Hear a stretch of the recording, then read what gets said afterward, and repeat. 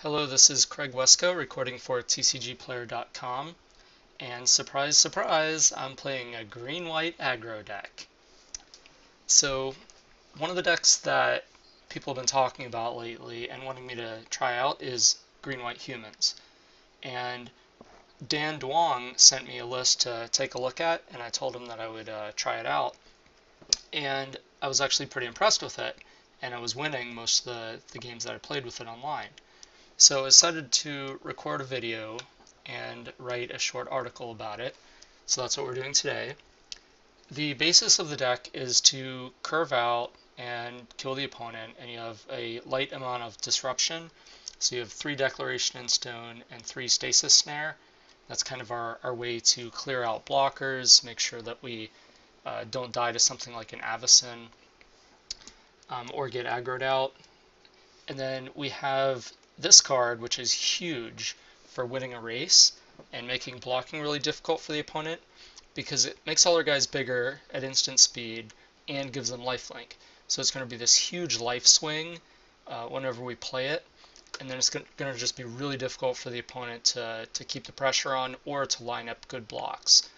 So this is just a really hard card to play around if you're playing an aggro deck.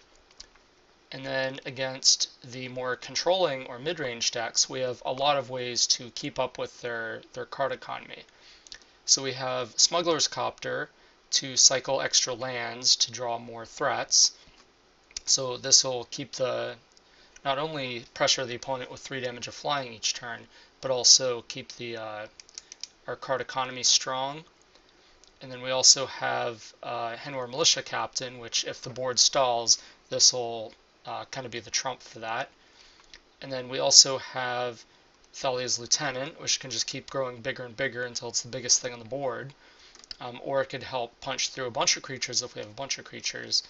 The Duskwatch Recruiter is our main tool at gaining card advantage in the mid-game.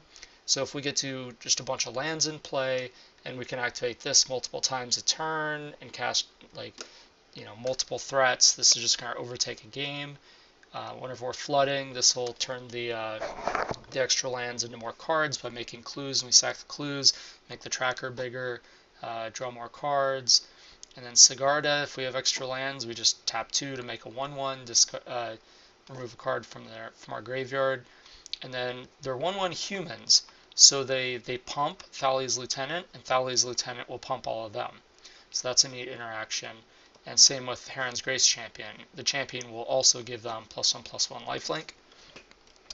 So there's a lot of synergies with the deck based around humans, and this will also give all your humans hexproof, which is a pretty big deal.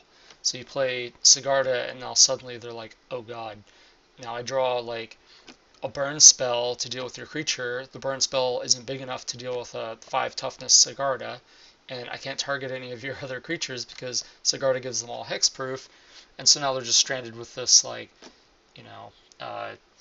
some small burn spell in their hand, and like Harness Lightning, and they just can't deal with any of your creatures with it. So that's kind of what this deck is up to, just kind of curve out with creatures, just keep making your creatures bigger and bigger and bigger, and use some removal spells to take care of any sort of problematic creatures the opponent plays, and just basically smash their face. That's kind of what we're up to here. And then in the sideboard, we get 4 Gideon, which come in against the control decks and against any deck that just pressuring them is the key. So like against Marvel decks, stuff like that. It can be a very valuable card, especially on the play. Fragmentize is really good against anything that has a very important artifact like Aetherworks Marvel, which is still not super good there, but it's good enough to bring in. And also against decks that have Smuggler's Copter and something else. So if their only target for Fragmentize is 4 Copter, don't bring it in. But if they also have something like Stasis Snare or Always Watching, Scrap Heap Scrounger, something like that, and just, like a random clue doesn't count. So if they have like Thraben Inspector and Copter, like that doesn't count. But if they have something legitimate that we want to fragmentize in addition to Copter, then it's worth bringing it in. And it's a big tempo play too, because just 1 mana to kill their 2 mana play or their 3 mana play is a big deal. And we also have Blossoming Defense, which comes in against decks that have a lot of removal spells. So for instance, if we play a Tireless Tracker and then play land and make a clue and pass the turn, then the opponent like untaps and plays a 3 mana removal spell on the Tireless Tracker, then we just pay 1 mana to counter it, and basically we traded 1 mana spell for a 3 mana spell from the opponent, so we gained a big tempo play there. And it's also good in spots where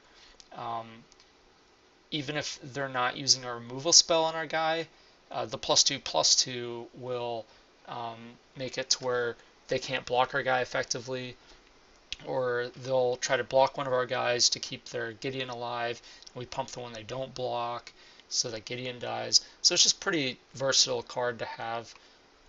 And then Thalia comes in against decks where they're trying to keep up with our pressure by putting, say, an Ishkana with a bunch of spiders onto the board, or flashing Avacyn in mid-combat, things like that.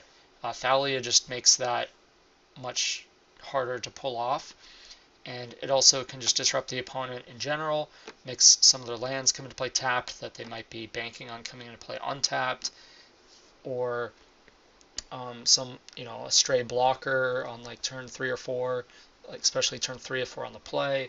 They might try to play their own Thalia, or just whatever they're trying to do. It just kind of closes that off, and it's just a useful card to have.